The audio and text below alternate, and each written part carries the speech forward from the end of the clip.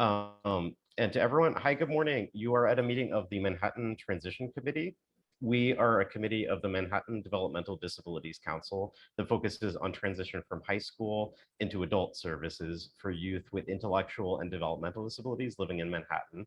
Today, we're hearing from a variety of organizations that provide programs and services for adults with disabilities living in Manhattan.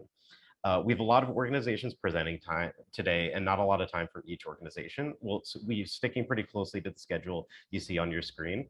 To our presenters, we'll give you a signal at the 1 minute mark at the end of your presentation time. And at the beginning of the presentation, we'll make you co-host so you'll be able to screen share. If you have any recorded presentation, we'll show that at your assigned time. After the meeting, there will be a recording of the Zoom meeting available on our YouTube channel. And if you type your email into the chat box, we can add you to our email list so you get notifications about future meetings.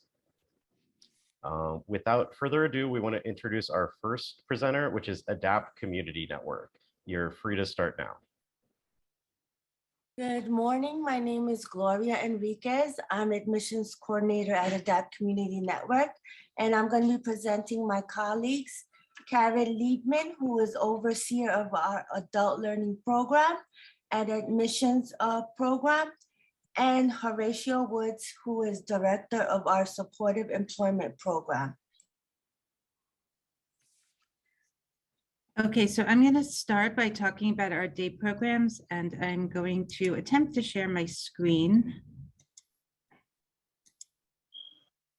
There we go. Okay, so we have 2 day programs in Manhattan, one in Harlem and one in Inwood, and we also have 3 programs in the Bronx. Sorry, I'm just trying to get the next slide up, but it's not going. There we go. Oop. I think it's a little behind. Sorry about that, guys. But let me just discuss what our programs are about, even if you can't see the slides. I'm not sure why they're not going in the right order. Our programs combine a variety of activities that combine opportunities for learning, creative expression, self-advocacy, social activism, volunteer opportunities, and partnerships with educational and community organizations. We work with each person to learn their personal dreams and goals and to help them work towards them. There we go. So here are some of our program highlights: health and fitness and life skills, fine arts, theater arts, music activities and classes, self-advocacy, social activism, digital and computer literacy, which we emphasize a lot these days. It's been very helpful during the pandemic. We have ASL classes and support for deaf and hard of hearing individuals. We provide a variety of educational classes. We have a work readiness component that can be a bridge to our supported employment program, and we provide travel training for those who want it. We have a wide variety of community connections and partnerships, and we try to help people get into the community as much as possible and meet other people and form relationships.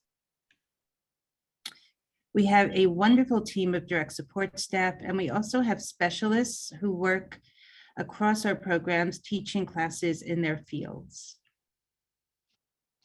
We provide activities that are appropriate for people of all ages and all physical and cognitive abilities.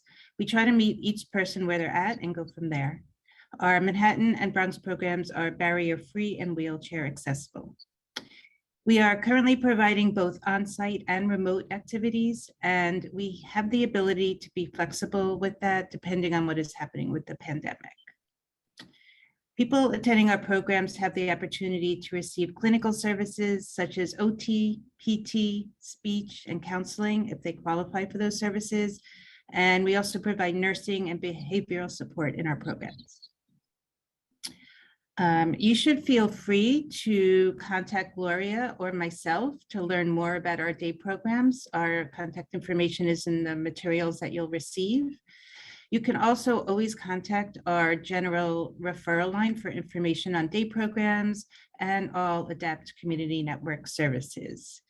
And now I'm going to turn it over to our Director of Supported Employment, Horatio Woods, who's going to talk a little bit about that. Horatio, are you there?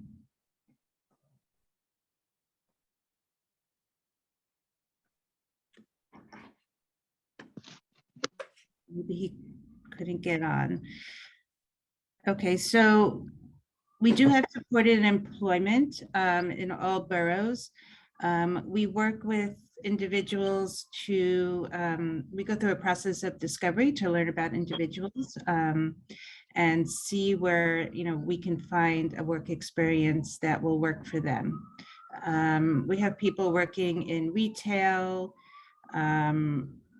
movie theaters, stores, Barclays Center, Yankee Stadium, and so forth. If you're interested, I'm sorry, I really can't talk too much about supported employment, but if you're interested, please contact either myself and I can connect you with Horatio, or you can contact our Project Connect line and we can give you more information about our day programs and our supported employment program. So thank you very much for your time. And I guess we can move on to the next presenter now. You have 2 minutes remaining if you want to take any quick questions. Sure, if anyone has questions. Yes. Could you be able to tell me who you are? I missed the first part. Oh, yes, of course. My name is Karen Liebman. I oversee the admissions. How do you spell? Karen Liebman, Liebman. I think all of our information will be sent out to you, Andrew. Am I correct? Yes. Yeah, all of the contact is in the chat box. Yes. I oversee the admissions process along with Gloria Henriquez, who introduced herself at the beginning. So we oversee the admissions process for day programs at ADAPT Community Network. So we help walk families through the process and we work with the program teams to help get people in successfully. Yeah. What does a family need to submit to schedule a tour? We can offer virtual or informal tours. Sometimes people prefer not to provide paperwork, until they know that they want to apply to the program. So you can have a tour without submitting any paperwork. That's fine. Or we can send a referral application and you can submit, some of the paperwork so that we can learn a little bit about the person. I have a question. From what age that program starts? 18 and up. So most students, they might graduate when they're 18 or stay in school until they're 22, but we can admit people starting at age 18, and we have people attending our programs who are in their 90s.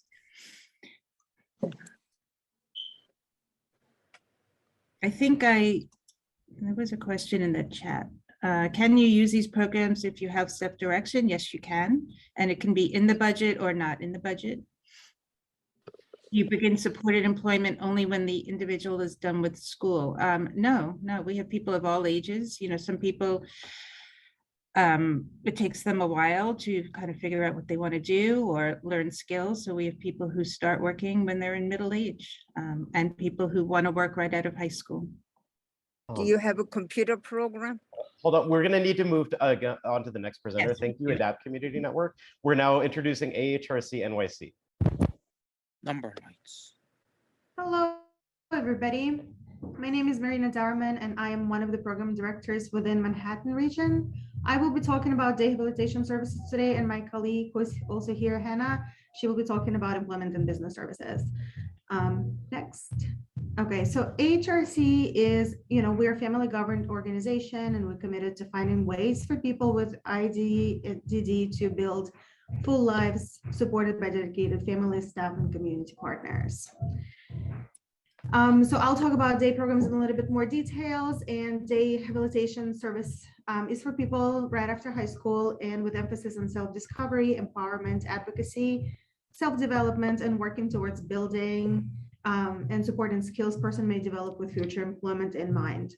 The service is built around meaningful community experiences that help people with support to create connections have learning opportunities, be involved in creative artwork, and pursue personal health while developing a sense of self.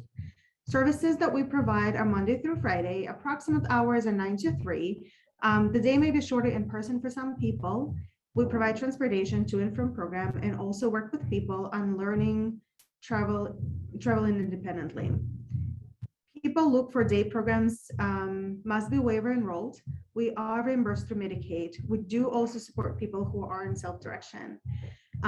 So within the last couple of years, the pandemic taught us that the way we provided services before may not be the only way, and sometimes we need to be more creative. So we understand that one way to provide services, whether it's just site-based or just community-based or remote, is not always best, and it doesn't fit all, one size doesn't fit all. We are now working within a frame of offering hybrid service provision where appropriate and combined site-based, community-based, and virtual services with an intent to create an environment for people that honors their citizenship and creates safe community for everyone. And we look at work of some people like John O'Brien, who encourages us to support people to develop experiences that will include belonging for a person in their community. And this chart that you see here represents that. Being respected by others within their communities, sharing spaces with like-minded people within their neighborhoods, contributing their gifts and talents and giving back to the communities they belong to, choosing their own experiences and places they want to belong to. So each of these 5 valid experiences that you have here, belonging, being respected, sharing places, contributing, and choosing, is something that we deeply believe in, and these are the 5 accomplishments that our schedules throughout the week are built based on. Next. Okay, so here are some of the experiences examples that we have. Over the next 3 slides, I'd just like to share some specific examples. And we have quite a few memberships. There's just a few. Next. And here are the experiences that people may have during the week. So creative expression is a big one, health, continuing education. We have a lot of relationship building and social circles. We focus on technology and developing skills that people need to use technology. And we also provide structured support to people who may need it, whether it's teach services or supports for people with visual impairment. Okay, and here's just a few pictures of each of our programs. So we have 4 different locations in Manhattan. Fisher Adult Day Center is located in Harlem. And here's just a few examples of the pictures. We have Redfield Day Services at 56th Street. And then we have New York League on Varick Street. And we also have Norfolk on Lower East Side. And the next slide is just with my information and our general referral center information. And Hannah now will talk about employment and business services. Thank you. Thanks, Marina. So I'm just going to briefly go through our employment and business services at AHRC. EBS is what we call it. What we do at EBS is partner with businesses to create inclusive employment opportunities. And then we use a sort of thorough and personalized matching process to make sure that individuals are matched with the right job. And then we provide ongoing support to both the employer and the workers. So we do have supported employment. It's a big program at EBS. We have programs and offices and jobs in all 5 boroughs. For supported employment, job seekers are 18 and up, but we also offer different vocational youth programs for folks who are younger than 18. If you're interested in supported employment, the process sort of works like this. There's a formal intake where we talk through your eligibility and the assessment process, your interests, and what kind of job you're looking to get and what kinds of supports you might need. And then creating an intensive service plan, which could include job clubs and career exploration and self-advocacy and learning about the kinds of vocational skills that you need. Then after After that process, we do have customized employment as well, which is sort of designated staff members who are trained in this discovery of services. Again, it'll be an assessment of your interests and your abilities and your personality. And then we work with different businesses for job tryouts to sort of customize the right job for you. AHRC works, we have job coaches and job developers. So the difference is that the coach comes with you on your job site to make sure that you're getting the support you need. Job developers develop new jobs with business partners. You can see here in the bottom right some examples like Salesforce and Montefiore and numerous others sort of are our partners. And we of course work with OPWDD, OMH, and Access VR to make sure that you're eligible for supported employment and direct placement.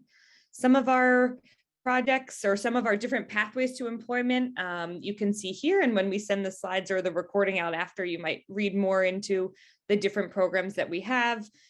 Jobs in tech, jobs in careers and environmental services, in city government.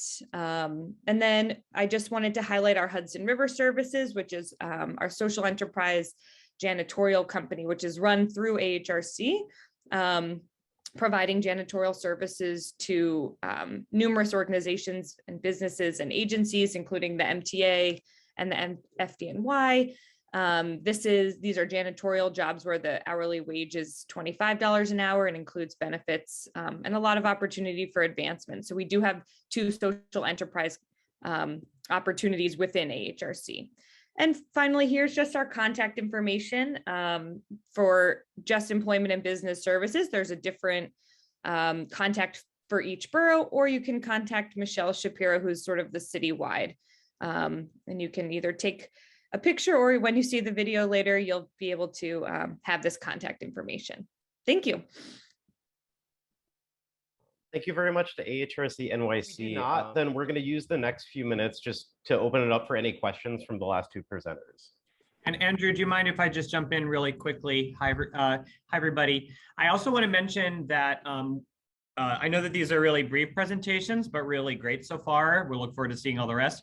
And during the month of April, we are inviting all participating agencies to host a more in-depth agency-specific presentation. So if you're here, you'll be invited. We'll make everybody here aware of those presentations. So I know, I'm sure a lot of people have a lot of great and specific questions that they would love to ask to all of the providers, which you may not be able to today, but during the month of April, which is our transition month, we are gonna invite everybody to host another session where they can really go in depth and tell you about their services. And that's a good chance for you to learn about what they have to offer. And to all the presenters on the call, you are all welcome to hold your own presentations during the month of April, and there's no time limits or anything. So that could be a good opportunity to get sort of a longer format presentation out there. And we'll be promoting those presentations on our email lists and our social networks. I had a quick question for AHRC. And actually it's for the whole program, this morning as a whole. First of all, thank you. My question is, one of your slides said you do continuing education, and I'm wondering what that means. And I'm wondering if any of these entities who do this great stuff for our kids do help them go into, let's say, a community college setting for one class a semester, something like that. Thank you. Yes, we try to, support people with continuing education, whether it's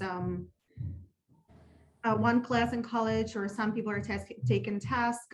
We do try to find, a group of people who may be interested in the same class or in the same subject, and maybe support them together to do that.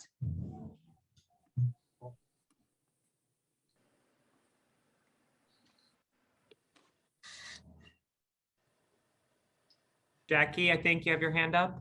Yes, I do. Thank you. Good morning, everybody.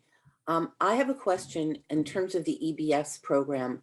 If there are opportunities for individuals who need really full support in order to engage in any kind of employment activity. So not somebody that could be started and checked in periodically, but somebody that would need somebody next to them all the time, facilitating their ability to perform the duties. if that option exists. Yes, I think it does. And Marina, you can probably speak to ADS, the Adult Day Services also has sort of job placement throughout, or job opportunities throughout the day that would, where they would be provided with that support either through a job coach or someone who is with them the whole time facilitating the job. But Marina, maybe we can give more information to Jackie going forward. Thank you. Thank you. We just have 2 more minutes for questions before moving on. We have another raised hand. It says Horatio Woods, adapt. There's a hand up. Hi, good morning, everyone. This is Horatio Woods from Adapt Community Network, Supported Employment. My apologies, there were some technical difficulties, but just wanted to throw out that we work with folks from, both Access VR, who are looking for employment and assessment to determine their employment endeavors, and of course, obviously OPWDD. So I wanted to ensure that everyone understood that on Wednesdays, in addition to everything else that we do, there is a podcast on Wednesdays. It's called Working Wednesday with Woods. And we invite the counselors, the care managers, families, guardians, friends, whomever, who want to meet the team, because the entire team is on that particular podcast, as well as myself. And they're job seekers. We have some folks who come on to talk about employment, how that's going, the pros and the cons, to speak to those who are seeking employment, getting a real one-on-one ideology of what it looks like to be employed, and sometimes the challenges of maintaining employment. Horatio, thank you for sharing, and feel free to drop a link to that in the chat box. Will do. We are now going to move on to Esperanza Center.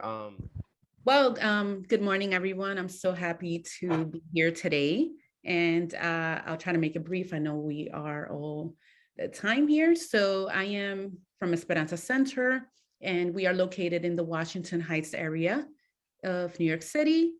We've been around for about 50 years already, so it's been a long time. We started as a day service provider, and throughout the years, we expanded to include other services such as residential services, community habilitation, in-home respite. We also provide family reimbursement and some recreational programs, which are offered on Saturdays and in the afternoons.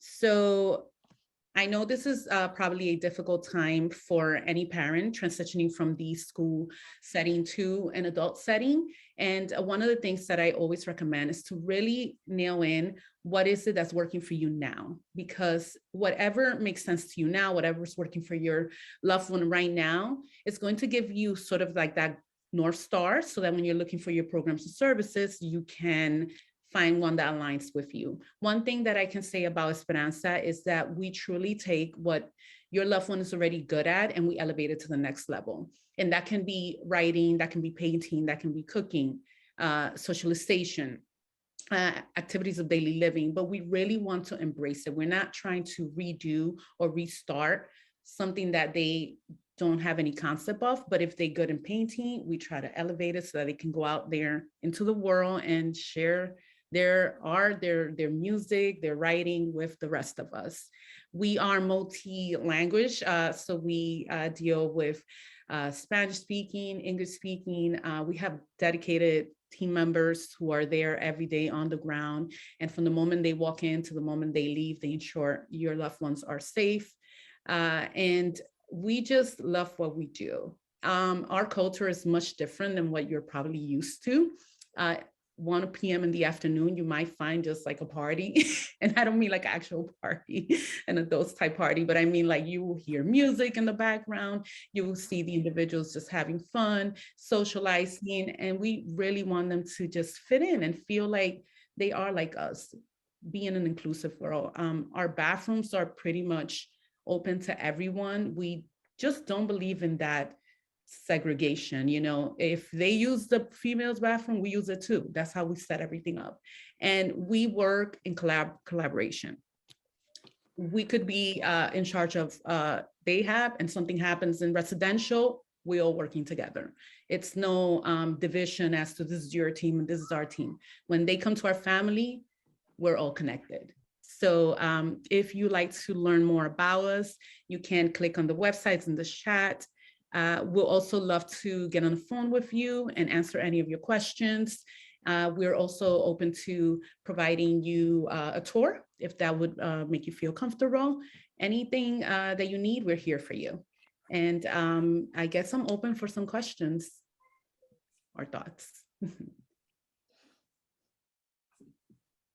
We have about 1 minute for questions. Okay. Could I ask a question? Sure. My son loved your weekend getaway programs. Do you continue them past 18, like into adulthood, so that like the adult people with disabilities can also have an opportunity to participate in this program? Which program are you referring to? Are you referring to the Saturday or the Getaway Respite? Getaway Respite, I believe. It's where they usually, lately since the pandemic, it's only been for a day. Mm-hmm. But before then they were doing sleepaway. They would do 2 days. So they'd spend one night at a hotel, they'd go to the beach or a park and have a few meals out. And it was a really great program for him. So do you know which, so that's the Respite Yes. one, is that Yes, correct? that is the Getaway. And I know we kind of gave it a twist due to the pandemic. So we are doing sort of like just like same day activities right now, but yes, it is open to adults as well. And I can give you the person's information. I could put it in the chat, the direct person that you can contact so that you can talk about the intake process. But basically, you know, if we're doing overnight, there are a bit more requirements in terms of the medication and so on. But for the day getaway, I think it's a bit more flexible because they are returning on the same day. But yeah, we continue doing that. We just kind of like adapted it a bit. If they're already registered with Esperanza, do you have to re-register to continue past 18? No, what I would suggest you do is contact the program coordinator. But if they already register and they're already in the system, I don't believe there should be a new intake. Probably you just need to update their file because maybe the person hasn't attended in 3-4 years. So of course we will need an updated annual physical form and updated information. That would be probably it. But I'll definitely. Okay, so no, I think you just said that you're going to put the director of the program in the chat. Thank you so much. I'll do that right now. Thank you, Esperanza Center. And sorry about the video. We're going to introduce now Gateway Counseling Center. Mary, you're a co-host now. Good morning, everyone. My name is Mary Tejada. I am the intake coordinator for Gateway Counseling Center. I'm going to go ahead and present. Okay.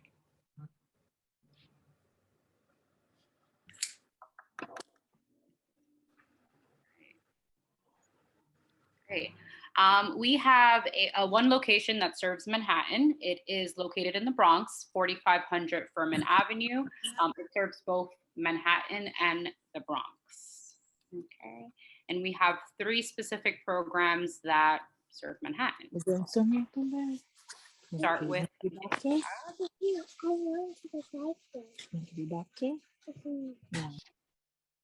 Okay.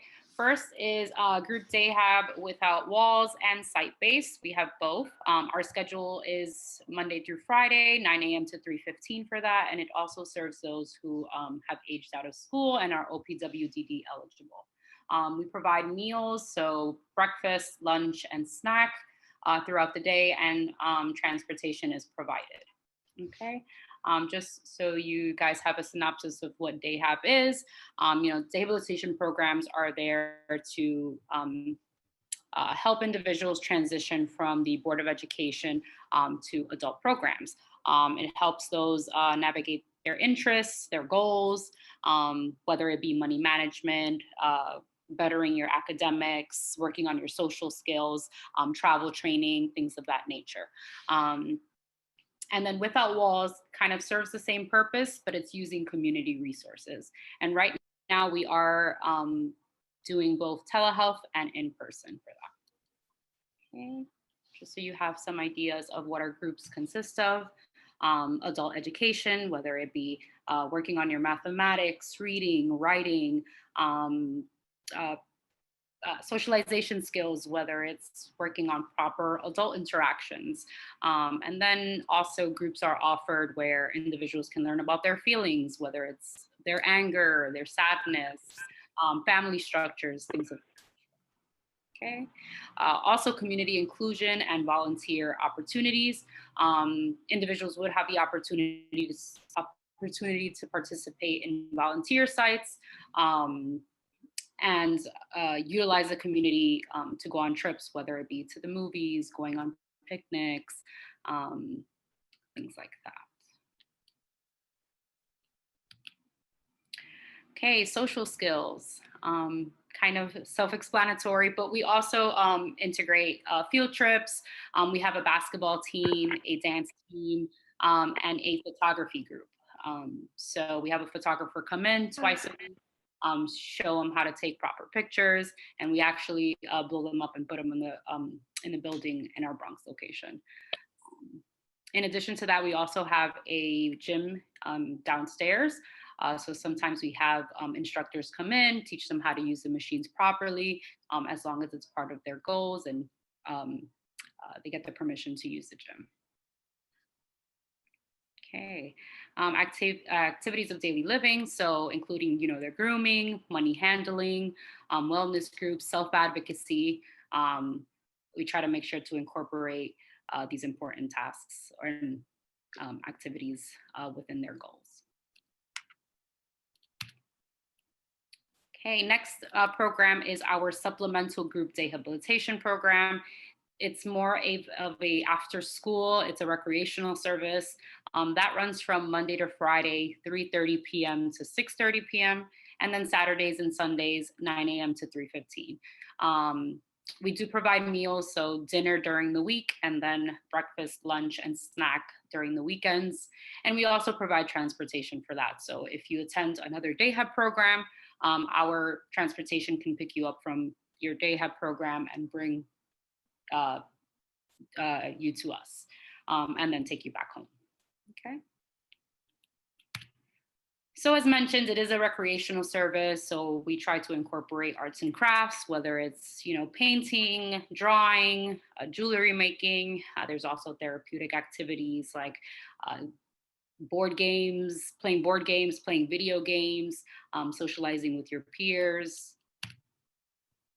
There is also music and movement. So we have a DJ group where we actually have a former staff who was a DJ. He still comes in and teaches some classes to our clients. And then also every Friday we have a dance party for them to have a good time. And then of course there's field trips. We usually try to do our field trips during the weekend because they have the entire day to work with. And then during the week, we try to stay, indoors since it's only three hours, and have them do different groups in there. And then our last service covering Manhattan is community habilitation. There is no set schedule for that. It is flexible to your availability. We provide MetroCard fare, and it is an at-home or community-based service. Right now, we are also offering telehealth for that, but it can either be at home, community-based, or telehealth. And it is a one-to-one service, so it is serving your child or you directly, working with your goals one-to-one. Okay. So some of the goals that we've seen has been like independent living skills. So whether that's trying to work on your domestic skills, cleaning, like cooking, money management, working on your academics one-to-one, travel training. Sometimes when you're in a day hub service, it's hard to get that one-to-one attention. So the community habilitation really helps with that. Okay, as mentioned. Sorry to cut you off. We'll need to move on to the next presenter if that's okay. Okay. No, no worries. So this is just our COVID reopening safety equipment. And then if you are interested in scheduling a tour, I have been, scheduling tours, scheduling 1-week trials where they can come in, try it out for the week. And this is all my contact information. Thank you. Thank you. And her contact information is also in the chat box. Thank you. Our next presenter is going to be Goodwill, New York, New Jersey. Feel free to take it away now.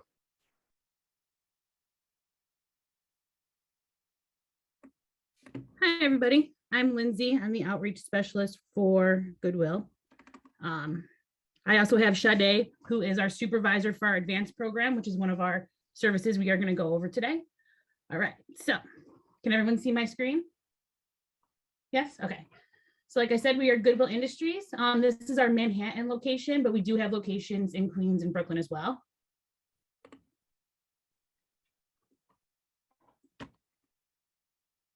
Our Day Ahead Without Walls, this program supports people. Oh, I think I went a little bit too far, sorry. Okay. This is our Day Ahead Without Walls. So this is a community-based program. It supports people in increasing social and communication skills and developing their independence. We are person-centered planning, which is used to identify interests and activities. We're out in the community a lot, and we use that to apply learning to real-world environments. We also have an employment track, so this program gives people the opportunity to explore work through internships, volunteering, and work readiness activities. Our employment circulation curriculum teaches about job expectations, workplace safety, and prepares people for job interviews while working on soft skills such as professional communication and appropriate workplace behaviors. We have an internship with CVS where we get a lot of our jobs from. They get on the job training at a mock store, and this is some of our internships that we have. This is some of the requirements and documentations. They need to have active Medicaid. This is our OPWDD eligibility. We will go over a service that has no OPWDD. We need a psychological evaluation, psychosocial, updated medical, LOC, life plan, and then this other information if it is applicable. This is our enrollment process. So we would submit the intake packet and then you would come in for a tour. If you like the tour, then you would come in for a 2-week trial. Then you would come in, you would do a PCP, and that's when the services would be started. This is our other service that is in Manhattan. It's our advanced placement. So this is no OPWDD services, and you must have autism spectrum disorder. So this is an employment program for people with autism spectrum disorder who reside in Bronx and Manhattan. The advance uses the Mark Golden Associate Discovery to assess strengths, skills, conditions for success, and support needs. Enrollees participate in weekly work readiness groups, internships, and other vocational activities during job development. Some of the highlights is there's no cost to the participant. It's limited to 1 year of services. The exploration of individuals' interests, abilities, and experience, resulting in customized job development and placement. There's resume development and interviewing preparation, techniques to reduce anxiety, monthly peer social events, networking, and community supports. They will assist with gaining OPWDD eligibility, limited job coaching, and then the services can be provided in person or virtually. This is a timeline for the advanced. You complete the intake process, person-centered planning with the employment specialist. You meet your job developer and attend employment planning meetings. You work with the job developer on landing employment, going on interviews, networking with different businesses. You land the job, then you have some job coaching, and then finally you would graduate. This is the enrollment process for advanced. It's pretty similar. You submit the intake package, tour the program, schedule the intake meeting, and then your employment specialist is assigned. This is based in Manhattan, but this is community, so you can go throughout all boroughs of New York City. These are some questions and answers. How we handle assessing the participant's goal is utilizing the discovery process. Some jobs, employment opportunities are based upon the individual's employment goals. So this all comes from the discovery process. Like I said, we are located in Manhattan and in the Bronx, but we are community-based and we'll work within the 5 boroughs. And our ideal participant is someone who has autism spectrum disorder with no OPWDD eligibility. These are some of the job placements that we have currently through our advanced. Goldman Sachs, Goodwill, CVS, Trader Joe's, Bloomberg, the 9/11 Memorial Museum, but we have job developers that are creating jobs daily. And then to contact us for DayHab, you would contact me, and this is our contact information. For the advanced program, the supervisor, Sade Jones, who's also on this call, that would be her contact information. Thank you, Lindsay. You have time for a quick question if anyone has. Sure. I have a question. Can you tell me, please, what kind of job is at Goldman Sachs? Your individual has at Goldman Sachs, or your individuals have at Goldman Sachs, please? Sure. So Sade, that might be a little bit easier for you to answer.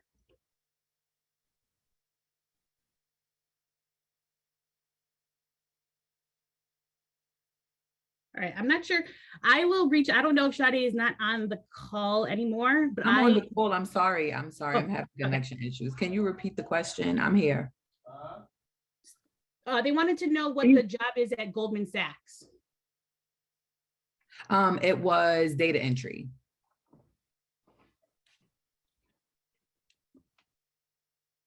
Any other questions? So we're going to turn it over to Lifespire now. Thank you so much, Goodwill. No problem. Thank you. Good morning, everybody.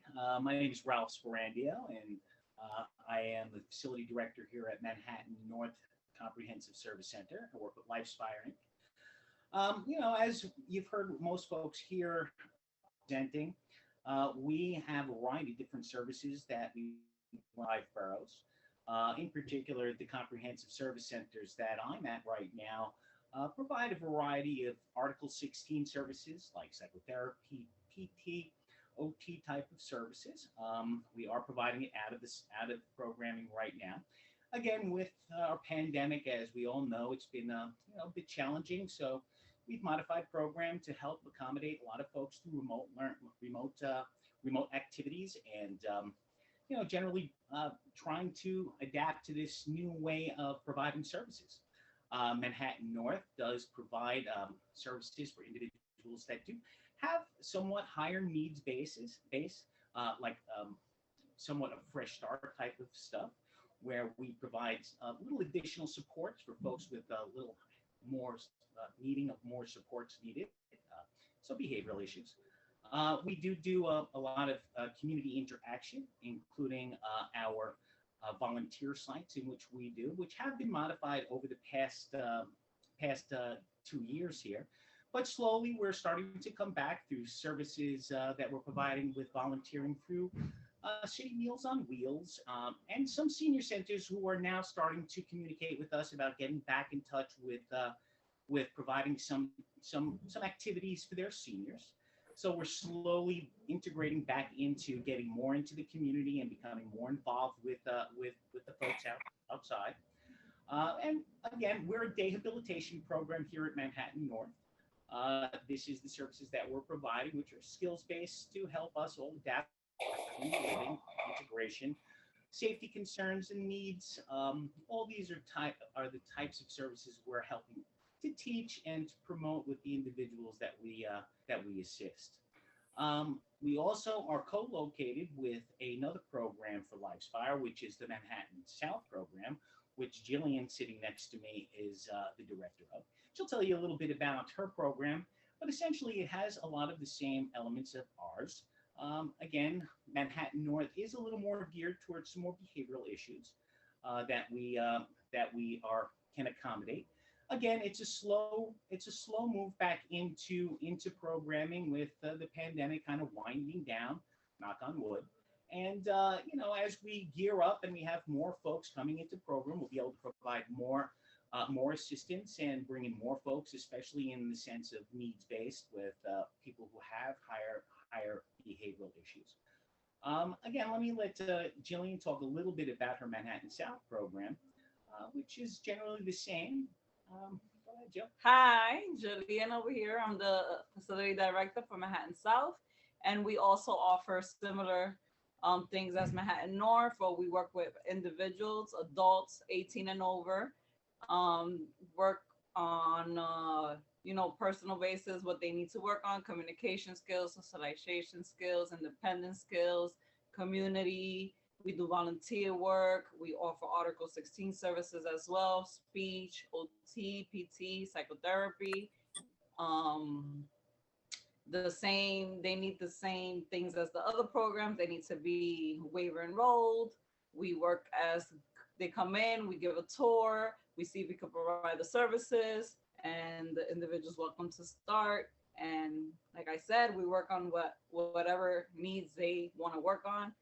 And those are the things we offer. And if there is, if for enrollment purposes, you just contact one of us. We can do tours of the facility via virtual tours. We also will provide a time frame in which you can come in and tour the facility yourself if you'd like to be on the physical plant. Those tours generally are taking place, as of this point, more towards the after hours times, literally around 2 o'clock until about 4:30. Where there's less folks here, we just are kind of in that mode still where we're going to do these type of things when there's less folks within the facility. But it gives everybody an idea of what we do and what the physical plant does look like. Again, both Manhattan South and Manhattan North are co-located, so we're in the same building. We have a rather big big facility here, so we're separated by 2 sides of the facility. So and we will do what we can to accommodate any needs for the folks that are, coming to us for services. If they are uncomfortable at this time coming into programming, which we know that many families are at this point, with the pandemic, we are happy to adjust and do remote type of activities with anybody who is interested in doing that. So we will adapt our programming to the needs of the individuals who are coming to seek services from us. I don't know if you have anything else to add. No? You guys have any questions? Anything you'd like to ask in terms of how we do programming or how to contact? Could you talk about the job training opportunities with City Meals on Wheels? So it's volunteer working at City Meals on Wheels. It's essentially we have lists of many delivery sites that we go to.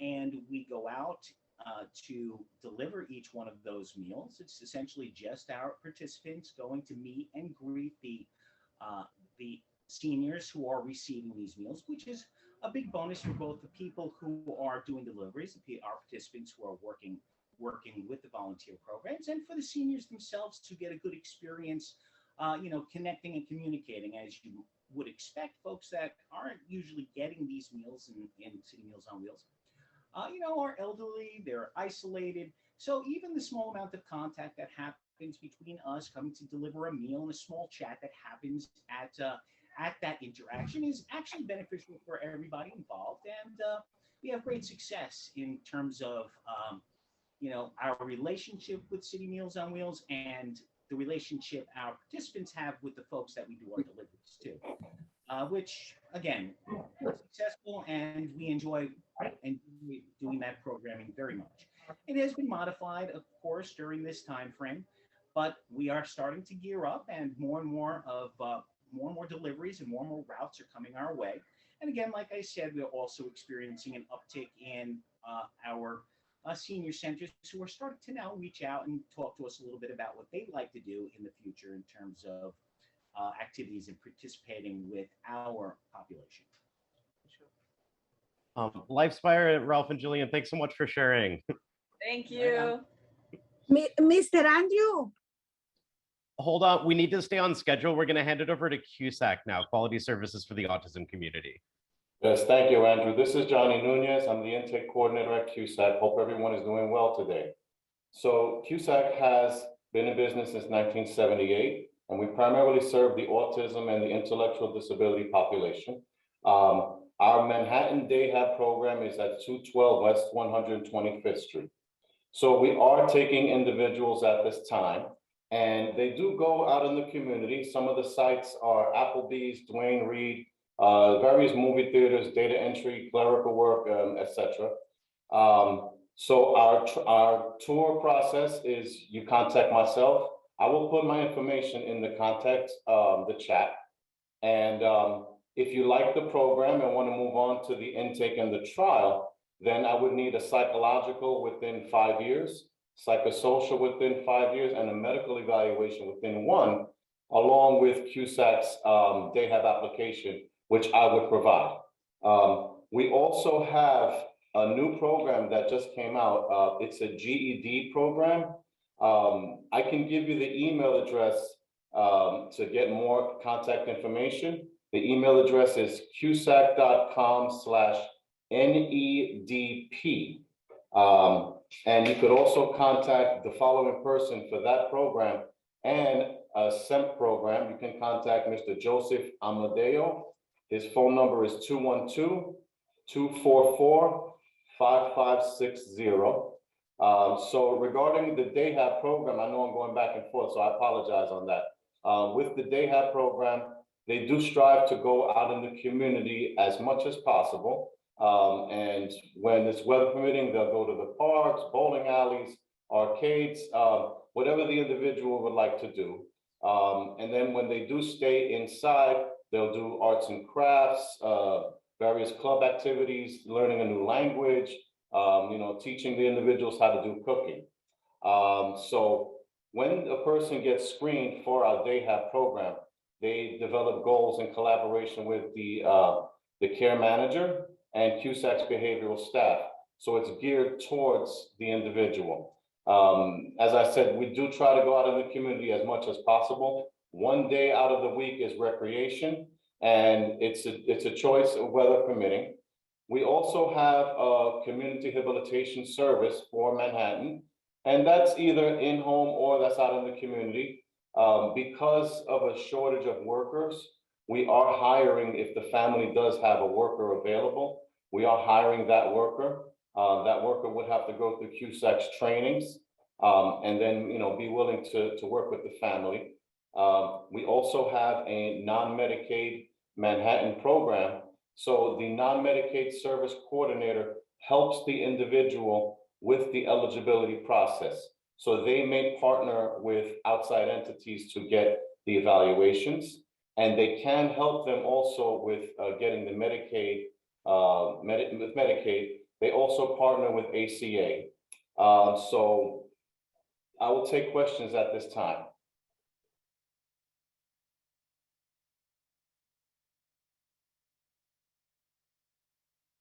I should also note that we do have a family reimbursement for Manhattan. The contact person is Annie Washington, and I will put her contact information in the chat. The reimbursement amount, I believe, is up to $500, depending on the funding that we receive. So for specific criteria, I will give Ms. Washington's information in the chat. Johnny, there's one question in the chat. If the QSAC DAHAB is DAHAB with walls or without? It's without walls, but it kind of functions as a site-based because we don't really have the staff to do the without walls outreach. And Betsy, do you have your hand up to ask a question? Sorry, forgot to put it down. I will give my email address right now. So it's JNUNEZ@QSAC.com. I'm gonna put it in the chat right now also. That's already in the chat and I'll repaste it. Oh, thank you, Andrew. Another chat question is if you still have Saturday respite at QSAC. No, actually, we don't have it at this time. It's closed until further notice because of the pandemic and also because of our short staff. But when we do get more opportunities, when they do open back up, then I would be the contact person. So I'm curious more. If someone is enrolled in QSAC DAHAB, there's another chat question. Are they still required to enroll in SEMP separately with QSAC if employment is a goal? Okay, you can contact Mr. Amadeo, the person that I gave. and he can answer that question better. I will put his information also in the chat.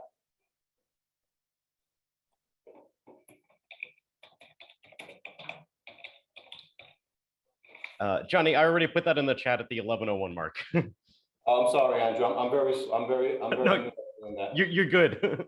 Okay, sorry about that.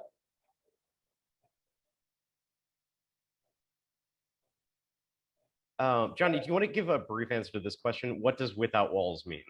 So without walls, I believe is that they meet at a hub site and they meet with the staff member and then they do their work out in the community. So if that staff member is not available, and if I'm wrong, somebody correct me, please. If that staff member is not available, then they would go to the DayHab site and it would be sort of like the service would be in the house, in site. Thanks, Johnny. Really appreciate it. Thank you. I'll put the information all in the chat. Thank you very much for having me. Yeah, so at this point, we're going to move on to Sinergia. Hi, everybody. My name is Casey Takata. I'm the Director of Day Services here at Sinergia. I have Johanna Santana. She's going to be helping me out in the chat. If you have any questions, she could help you out with directing stuff. I'm going to share my screen in a second. Sorry. Joanna's a co-host now, too. Thank you. Sharing, right? I'm sorry, just double checking. You can see yeah, okay. Again, Sinergia is a nonprofit organization founded in 1977. We service all 5 boroughs with an array of different services, including community habilitation, respite, various different residential programs, 24-hour IRAs, supportive, family care, ISS. There's different programs that we service, and also family support, which Joanna, she's expert on. We help you with getting OPWD eligibility, family support, family reimbursement, other types of services. But I'm gonna focus on our day services. So we have day habilitation. Day habilitation, we have 2 different kinds. We have an on-site day hab on Harlem, East Harlem, and 2082 Lexington, between 126 and 125th.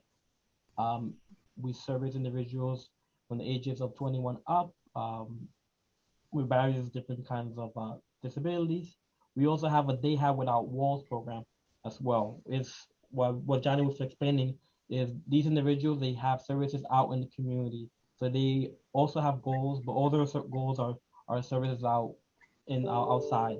So this includes they come in and they have different goals, health and fitness, socialization skills. They try to even just trying to get like travel training. All of that can be done through Upliving, which is our Day Have Without Walls.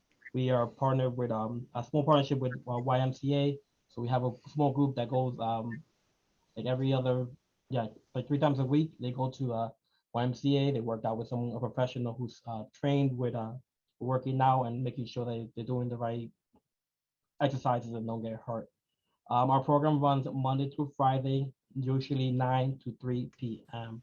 Depending on the individuals, for the on-site we provide transportation with our vans, and for the Upliving programs on Without Walls, depending on their levels of independence, either they come in independently to the program, or they meet outside with the staff, or depending, we have 1 or 2 individuals that we have to pick up from their home and take them out to the community to do work or start with their travel training. Basically, I was explaining the difference between they have with walls and without walls. The same thing, they work on goals that's decided by the individual, the care manager, and their loved one through their life plan meetings, and they work either on site or outside in the community. Now, not only because you are in day have without on site doesn't mean you go out. You don't go out. Those individuals also go out in the community to do different trips. For instance, we have 2 different groups right now outside. One went to the Union Square. The other one's going to a music shop to look at different instruments and things out in the community as well. So now because you are on site, doesn't mean that you don't go out in the community as well. who is eligible. Right now, we're taking individuals 21 and over for the on-site day hab, usually individuals in Manhattan and the Bronx because of our limitations with transportation and picking them up, and they must be approved by OPWD. For the upliving services, it could be any individual living in all 5 boroughs as long as they're able to travel in to either the general area or they're able to meet with the staff in the community. As well, they must be approved through OPWDD. In order to enroll, you will send information to our intake person, and myself and my assistant, we will review the package, which includes the psychological, psychosocial, life plan, NOD. We'll look over it and then we'll plan a meeting, speak about the loved one, and see if we could do a 1-week trial here on site and see if that person likes the program and if they fit in with the group. We also, besides we also have an employment services program. Our employment services include community-based pre-book, which means we are in the community doing different volunteer opportunities. And based on the volunteering opportunity, we try to see what are their strengths and what are their weaknesses, and we try to work with them in order to hopefully find them employment in the future. Currently, right now, we have 2 different sites where they go volunteering. They go volunteering through Encore, Meals on Wheels, and they also volunteer at Union Settlement, where they either are delivering the meals or preparing the lunches as well, with in different bags with the volunteer people. They also have pathways to employment, which we call caminos here. The individuals who are almost ready there for employment, those individuals we usually work on just resume skills, and interviewing, how to wear attire, like different work habits and stuff. That's usually what we focus on in pathway to employment. And finally, if supported employment, when the individual is either already working or they are approved for an internship, our job is to help them keep the job, whether we are in direct communication with the supervisor where they work. Right now, we have one individual who works on Dollar Tree. So we in every other week we meet with her supervisor just to make sure how he's doing, if anything that he could help improve or anything that prevented him from moving up in the job. Below, so different places that where we have people working. We have people working janitorial maintenance. We have people working in John Jay, where they're working in the cafeteria, helping stock and cleaning. And as I said before, one have individual working in Dollar Tree. If you want to apply, just this our contact information below. I think Andrew's gonna put it in the chat as well. And if you have any questions, just feel free to ask me. Thank you. Thank you, Sinergia. Next presentation is from YAI. They pre-recorded a video. Hello, I'm Caroline Dunn from the YAI Link Department, here to talk about YI's programs for adults in Manhattan. YI has a wide range of programs to offer this age group, and I'm happy to give you a sneak peek of what we are accepting referrals for as of February 2022. YI offers both site-based and without walls day habilitation opportunities to persons of all support needs. We also have a specific without walls art program for persons who are interested in becoming professional artists. To enroll in day hab at YAI, you must have OPWDD eligibility, a care manager from a care coordination organization, and be enrolled in the home and community-based Medicaid waiver. To inquire, contact the Link Department, whose information will be shared at the end of this presentation. YI provides pre-vocational and employment programs to take participants from doing internships to interviewing and getting a paying job. To enroll in YI's employment services, you must have OPWDD eligibility, a care manager, and be Medicaid waiver enrolled. To apply, you must go through Access VR and state that you want services from YAI. They will provide YAI with vouchers for the service, or if they deny you that service, a letter that you can present to YAI so we can provide you supports. YI is the provider of the Crisis Services for Individuals with Intellectual and Developmental Disabilities, or CSID, program for Manhattan. This program provides crisis prevention and response to people who present with complex behavioral and mental health needs. YI's crisis intervention program consists of a team of behavioral intervention specialists and social workers who provide a range of services, including advocacy, short-term crisis counseling, and in-home behavioral interventions. To enroll, you must have OPWDD eligibility and live at home with family. To apply, contact 212-273-6200 or Manhattan Crisis Intervention at yai.org. YI's behavior management program provides short-term, in-home-based training dedicated to helping caregivers manage their family members' challenging behaviors. To enroll, you must have OPWDD eligibility and live at home with family. To apply, contact 212-273-6611 or in-home behavior management at yai.org. YI offers both family and emergency respite reimbursement. Family reimbursement helps cover the costs of goods and services. Emergency respite reimbursement provides funding to help pay for respite services during an emergency situation. To enroll, you must have OPWDD eligibility and live at home with family. To inquire, contact the link department. YI offers a wide range of skills building programs, including social skills, parents with special needs, which supports parents who they themselves have IDD, U&I, which helps participants learn social skills and dating, Hankering for More, which teaches skills to make friends, and the Independent Living Skills Program, which provides group sessions focused on the skills of independence. To enroll, you must have OPWDD eligibility and live at home with family. To inquire, contact the link department. YI has some programs that do not require OPWDD eligibility. YI's Arts Studio offers people the opportunity to advance their creative voice and expand their creative community. YI's Transition to Independence program serves persons 17 to 21 with autism through 3 groups: life skills, yoga mindfulness, and kitchen skills. To inquire, contact the link department. YI also provides healthcare services through their premier healthcare clinic, like dental, primary care, and COVID testing and vaccination. To schedule and discuss insurance, please call 212-273-6272. YI Center for Specialty Therapy offers a range of services, including evaluations for OPWDD eligibility for those who do not qualify for Medicaid. To inquire, contact the link department.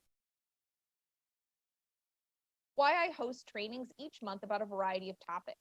Visit yai.org/trainings to see what we have coming up. We will also have our annual New York City Autism Conference on April 1st. Registration is coming soon. Any questions about what was presented here today or about YI in general should be directed to the link department at 212-273-6182 or email link@yai.org. I think we have a representative from YAI on the call if anyone has any questions. I'm from YAI and I just wanted to share some information about the social skills group, the parents with special needs, and the crisis intervention. I did share a flyer in the chat that has the contact information for the social skills group, and I can also share the contact information for parents with special needs and crisis intervention. For the social skills group, it's ages 9 years and up for people with autism. And we make sure we tailor the group to be age appropriate so that they have the opportunity to make friends and then also learn various different social skills according to their age. And for the parents with special needs, we do like life skills and childcare and different money management, different skills like that. And we have a clinician that works one-on-one with them. It's typically a longer term service. We also offer a support group for some residents. And for crisis intervention, we offer counseling and eligibility assistance. And then we also do behavior management as long as the person lives in home with their caregiver. And I'll share the contact information in the chat for everything. Thank you, YAI. We're going to turn it over to GHO now. Good morning, everyone. Welcome to GHO. I'm going to start with sharing the screen.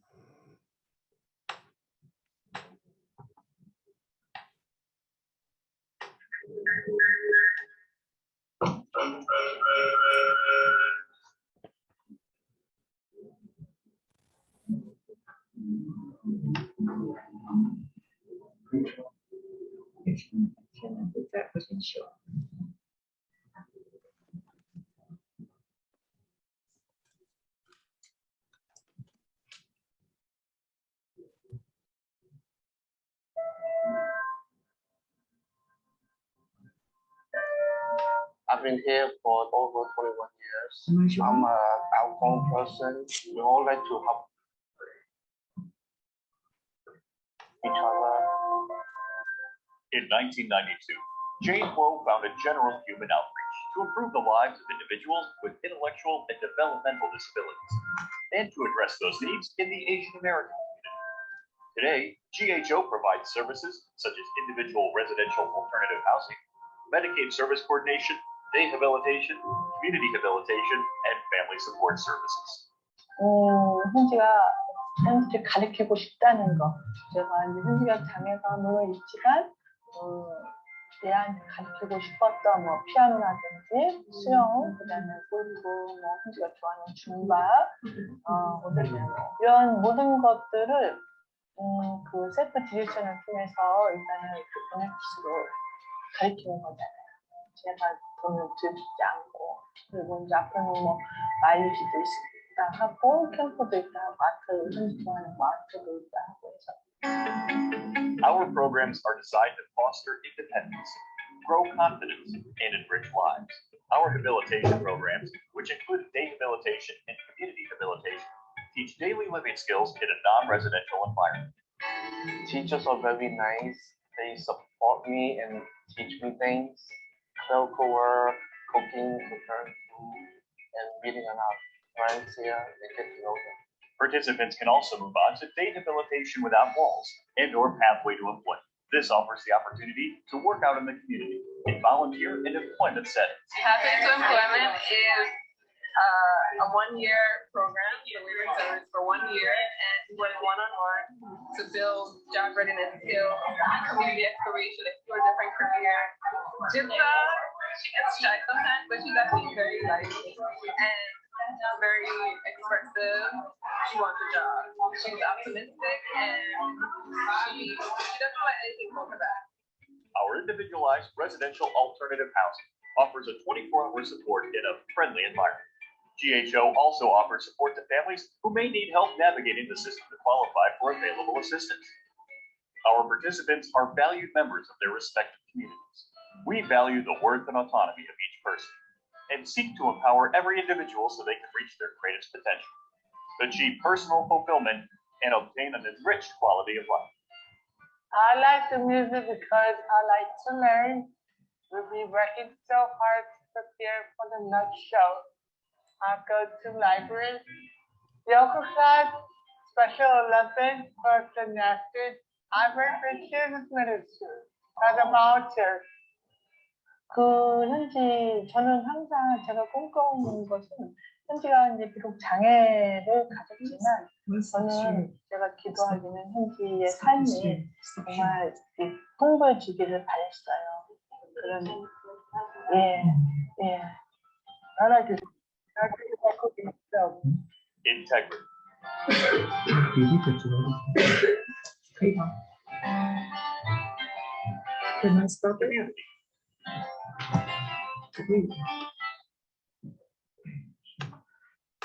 Okay, good morning again. This is Pat Liu, Family Support Coordinator. Today I am here to meet with everyone with our team. Carrie Pierce and Camille Brown from our day programs. Myself is I'm a family support coordinator. I work with a team. Our team it's very knowledgeable. Our family support is to assist family and empower the family to obtain a long-term service through a short-term family support services.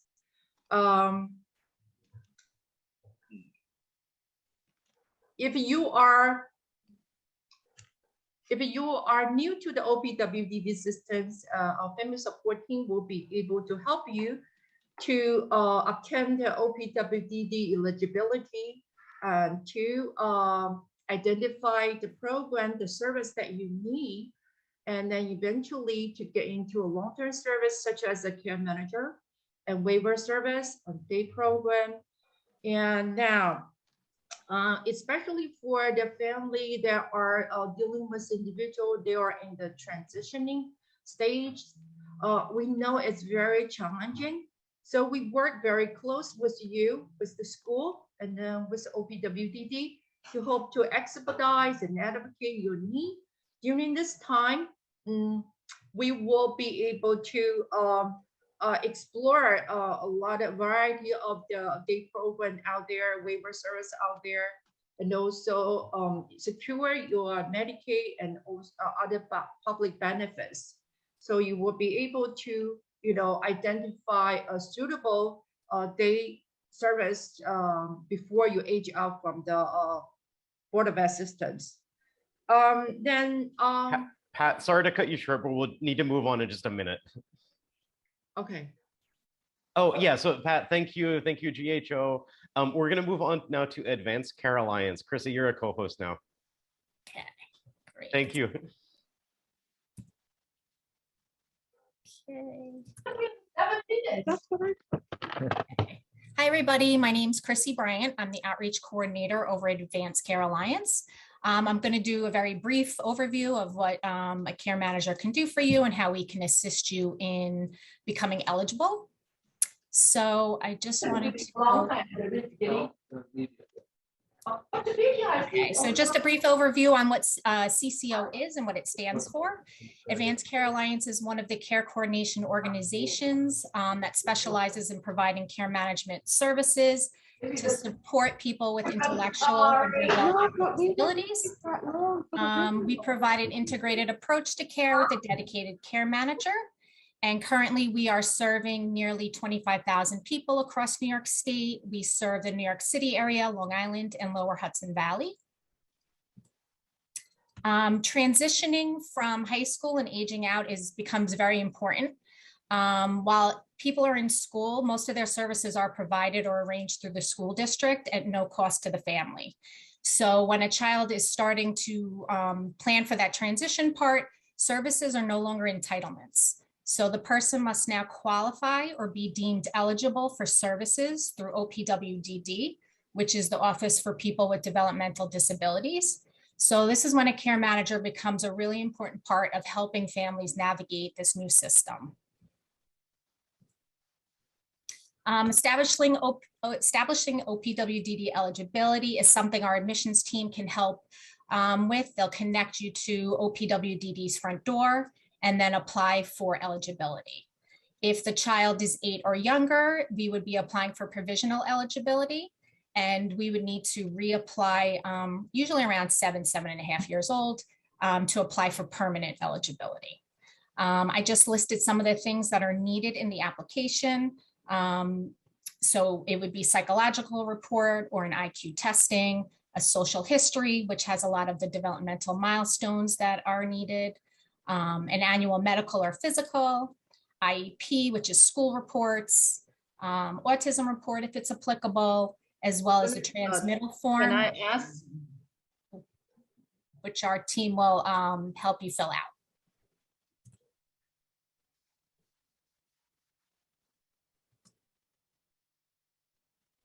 Okay, so some of the unique services provided during pre-enrollment. ACA does have our own clinical psychologist on staff. So our admissions team works alongside the clinical psychologist as well as our benefit team to help complete or update assessments that are needed to apply for eligibility, as well as CCO enrollment, which would provide a care manager. Some of the reports that are offered are psychological testing, which is the IQ report, adaptive scale testing. One of them is the Vineland that we do, as well as autism report. We also assist with completing social histories. We have partnered with Station MD to complete medical evaluations that are done via telehealth. We help with applying for all different types of Medicaid that are needed, whether it's a child or an adult.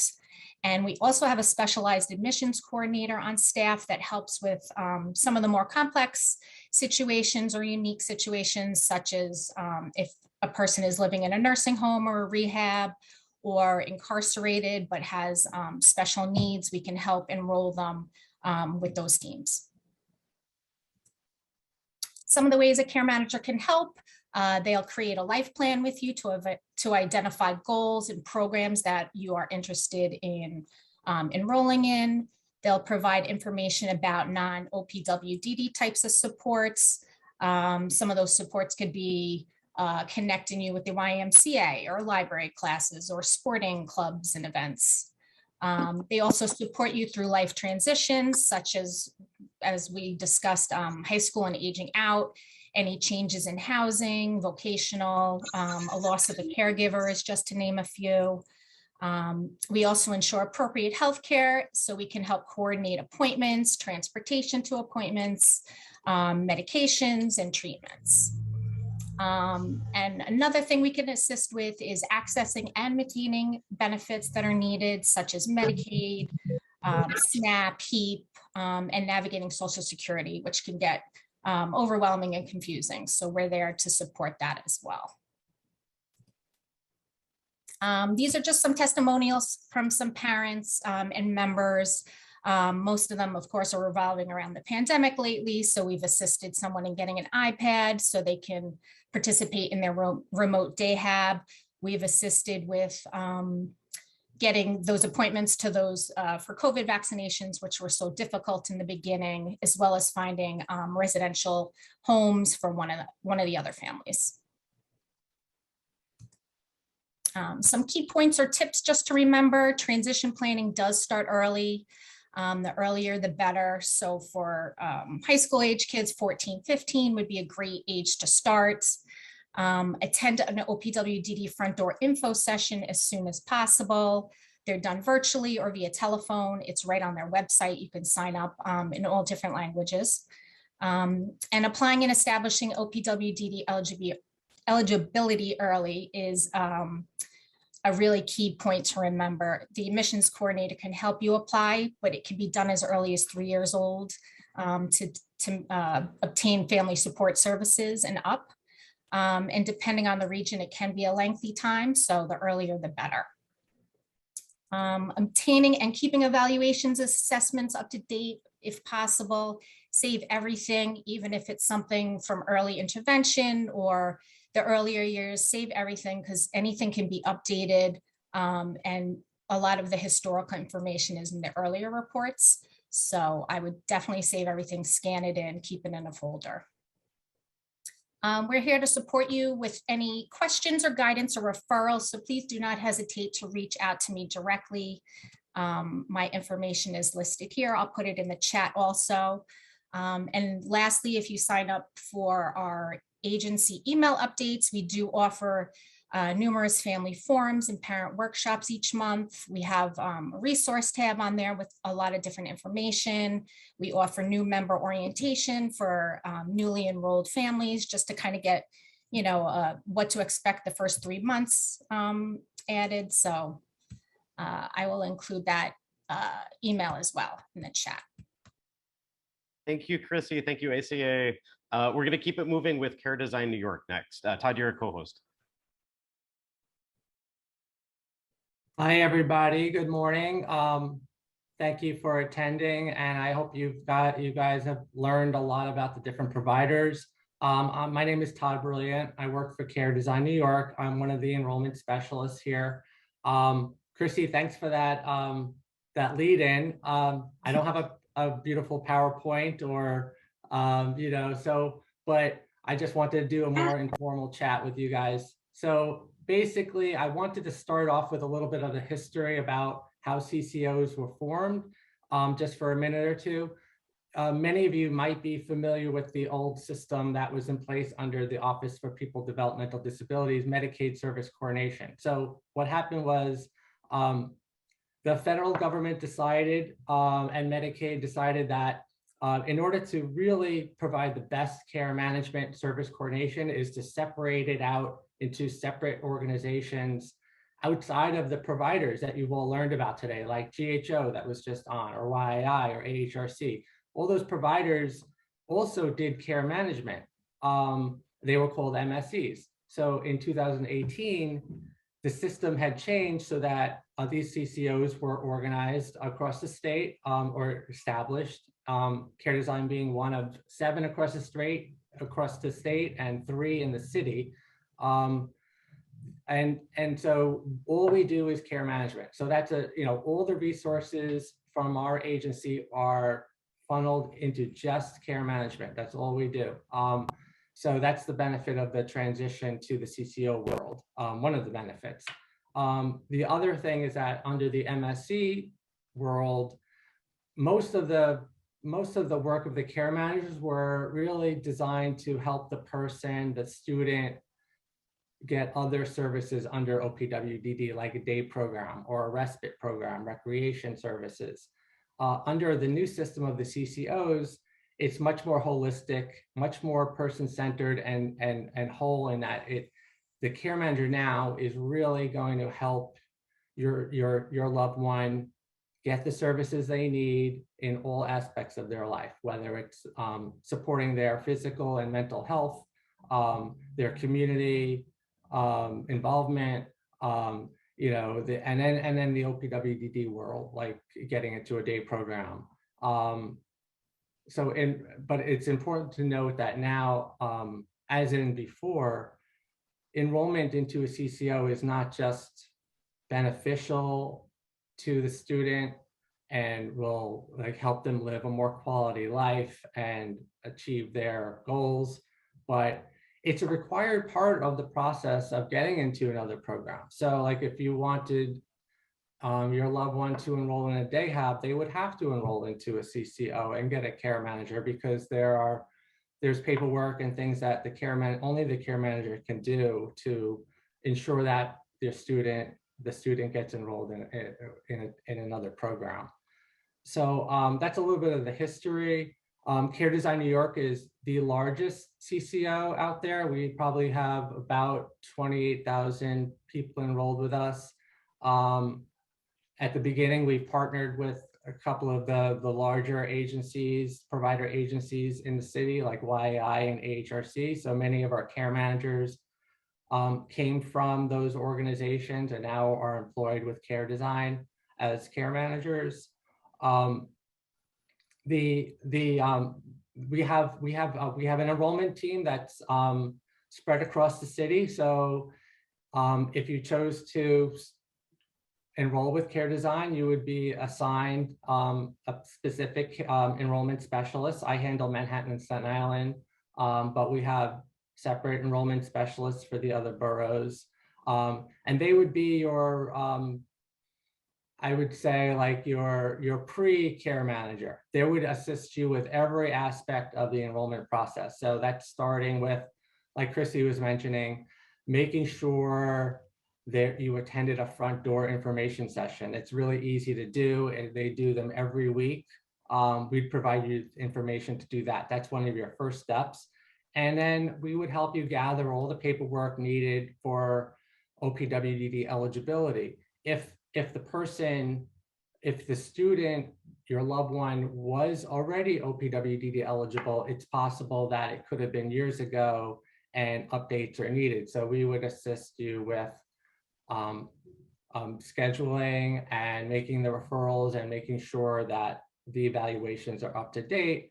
And we would send those to OPWDD for you to update the eligibility. But OPWDD eligibility and having it updated is the first big requirement to enroll into our CCO. The second one is making sure Medicaid is active. So some students have Medicaid, some don't, regardless of their insurance. Everybody who has OPWDD eligibility is also eligible for Medicaid. Sometimes it's through OPWDD if the person is under 18 years old, and we would assist you with that. And we have a benefits department that would help you with the Medicaid application in those cases. But if your loved one already has Medicaid, then it's just a question of the OPWDD eligibility. And then we can enroll them into our CCO and get them a care manager pretty quickly. It's just a question of signing our consent packet. And then once your care manager is assigned, they would contact you right away and start working on the assessment process and coming up with the life plan, like Chrissy was mentioning, and making sure that all your loved ones' needs are met and they're indicated in the life plan. that's about it. So, I mean, I'm basically done with my presentation a little early. Thank you, Todd. And each of the presenters' info is in the chat. We're going to move on to Tri-County Care now.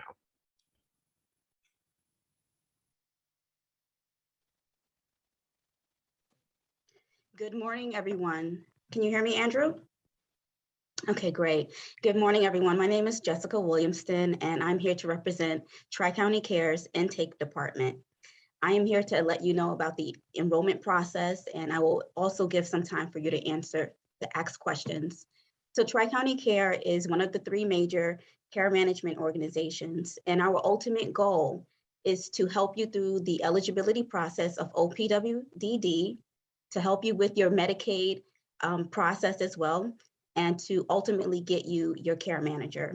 And then the care manager will help you to sign up for any waiver services and to just overall help the individual to maintain services and get what have their needs met. So I am going to share my screen. I hope that I'm able to do that.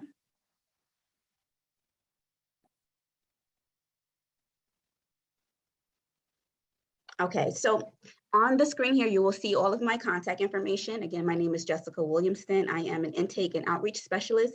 I've worked closely with District 75 schools, transition coordinators, parent coordinators, and with Article 16 clinics, helping families to get evaluations completed.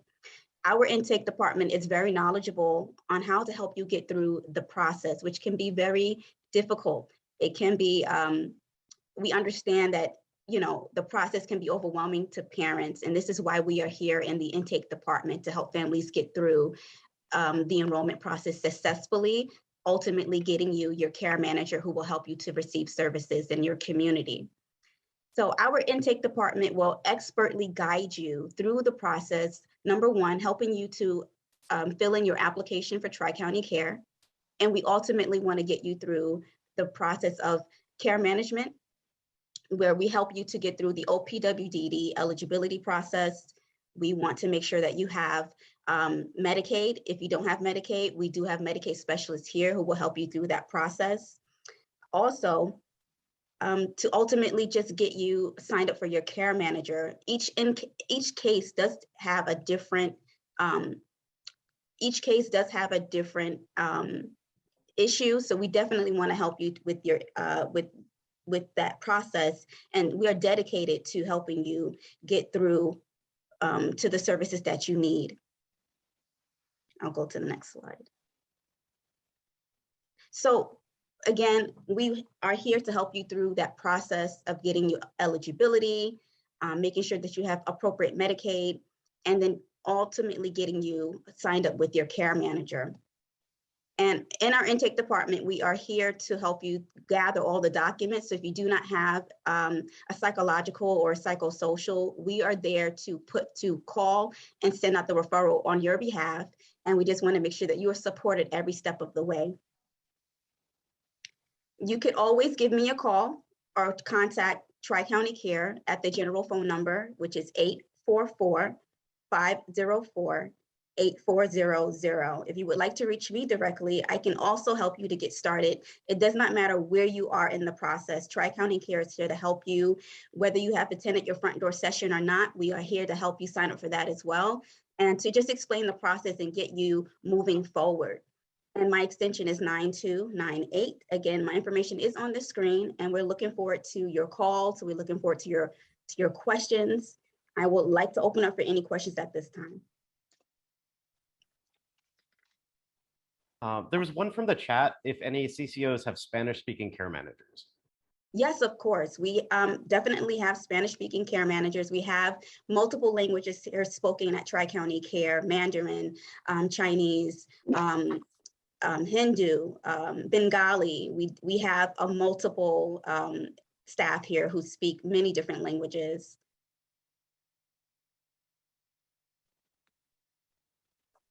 Is there another question?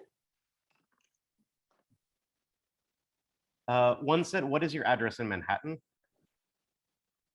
There are different locations that are on our website. I can definitely put it in the chat. Yep, I already dropped that in the chat at the beginning.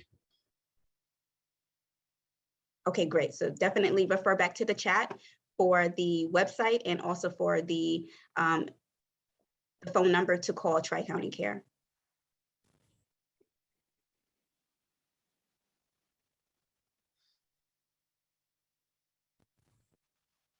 If there are no other questions at this time, Andrew, I'm definitely ready to have the next presenter come on. And thank you so much for your time today. Again, Tri-County Care is here to help you, and we're looking forward to your phone calls. Thank you, Jessica. Thank you, Tri-County Care.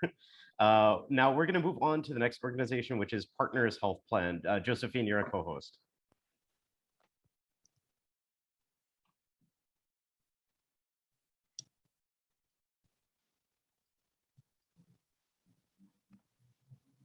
Hello, can you hear me now?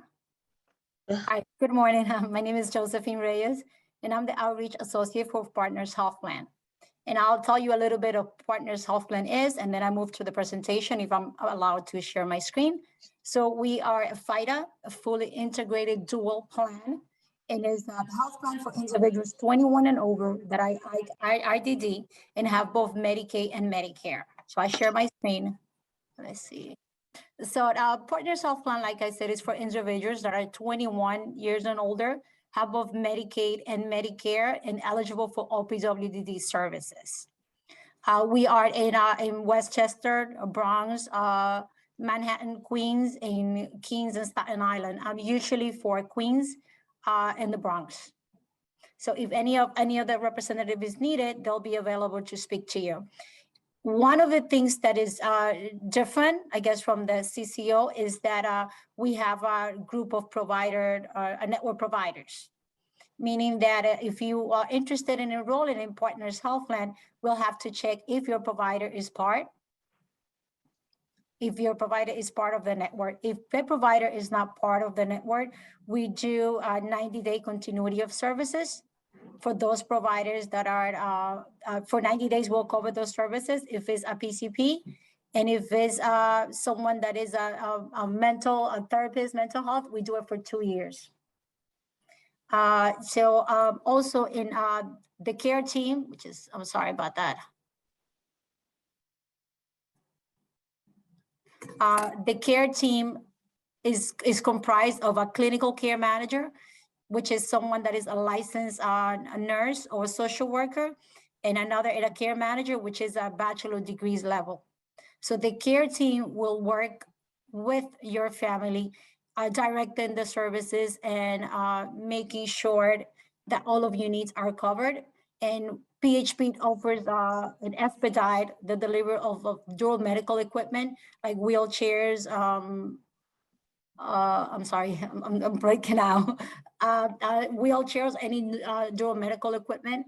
We also have telehealth and radiology services that is offered within the house and the community. If the person needs any blood work and anything done, we'll be able to provide it within the home. We also have a mobile van that will go below your apartment if you need to do a CAT scan or any blood work and the person doesn't want to leave the community, leave their home. And as well as COVID tests done at home and someone coming to do that for you. We're also able to expedite the services of home care services for the family or CDPAT if needed. Like I said, we have a provider of network, and that we will have to check if those are if those are in the network, and if not, how can we provide a contract for the doctor to come in and be a part of Partners Health Plan. We also coordinate with a third-party insurance because Partners Health Plan will act as your as an HMO. We works with Medicaid, Medicare, and also coordinate with third-party insurances where you could have another insurance, whether it's private, and coordinated with Partners Health Plan. I think I covered most of everything, and if anybody has any questions, or if you'd also, I know my number and everything will be attached to the presentation.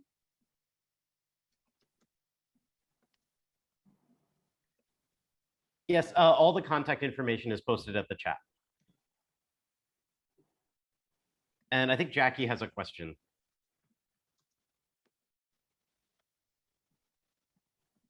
I might be a little behind in my information, but I remember at some point, maybe 2 years ago, hearing that at some point, PHP would be able to serve people that just had Medicaid and not the Medicare. Is that something that is looked to be done in the future? Did I get it wrong? No, you did get it right. We were working in that, and then when the pandemic happened, all sorts of things kind of stopped, but we're still working on the process of being able to offer it to individuals that just have Medicaid. And in that case, they will get the care management from either of the CCO and just the medical part and the dual medical equipment from Partners Health Plan. Do you see a timeline at all with that? I really don't have a timeline yet. Sorry. Okay, thank you. Welcome. There's not any more questions. I think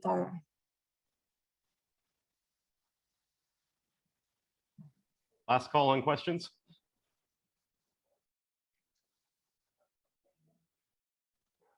Okay, great. So thank you for presenting. We're going to move on to Fedcap now. Good afternoon. Good morning, everyone.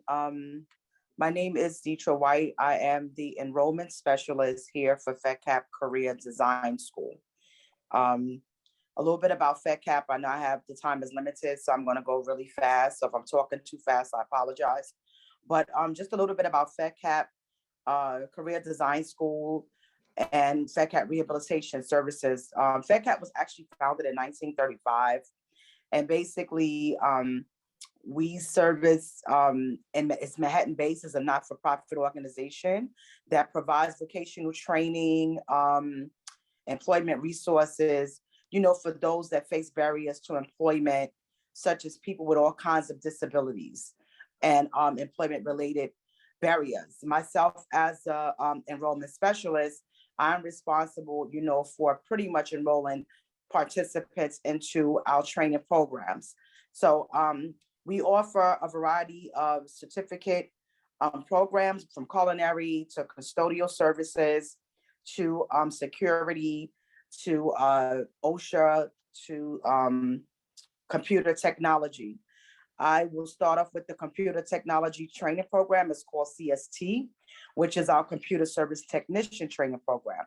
So basically, this program covers the fundamentals of computer hardware and software and helps prepare students for entry-level jobs based in information technology, help desk, and technical support. That training course is 70 hours, which is for 4 weeks.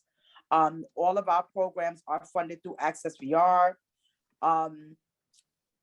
Workforce One, HRA, but the main two that is only funded through Access VR would be culinary and custodial.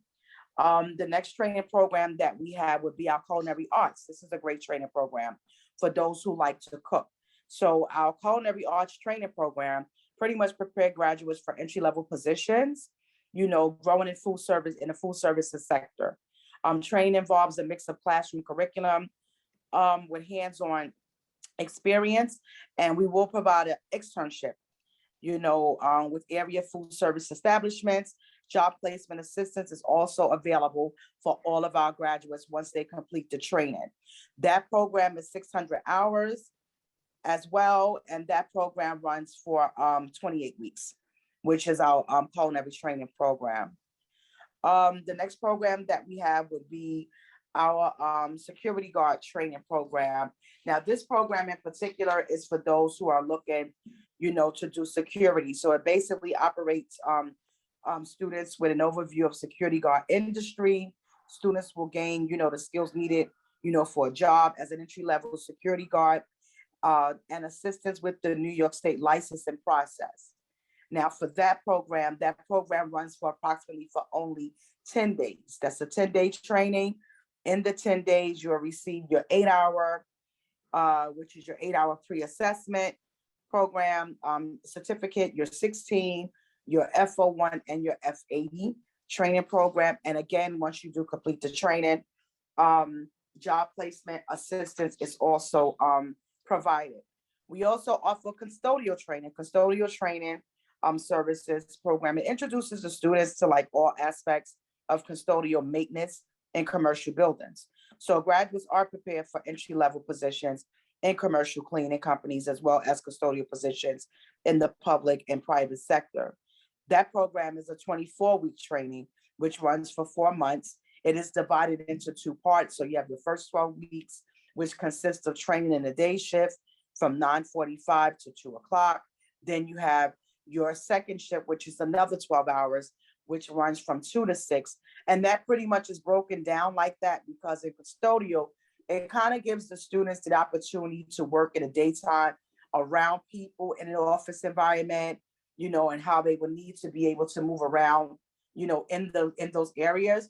And then 2 to 6 kind of sort of for those who will be employed working a night shift, we also be able to teach them how to work more independently, in that field. We also offer a class which is called the OSHA 30-hour construction training program. That's basically is more of a construction safety and health training program. It only covers an overview of the hazards a worker may encounter on a job site. And that's pretty much the training programs that we offer here. I am available for touring if you guys would like to set up a tour to visit our facility. I'm sure like the young man said, Andrew said, the information will be included into the chat. I'm available for tours. If you would like to even do Zoom tours, because some people, are still not too comfortable with traveling. That's perfectly fine. So I'm open, through FaceTime, through Zoom, through Microsoft Meet. If you want to do a tour visit like that, that's perfectly fine. If you want to come in to visit the facility, I can also schedule you for an appointment to come in.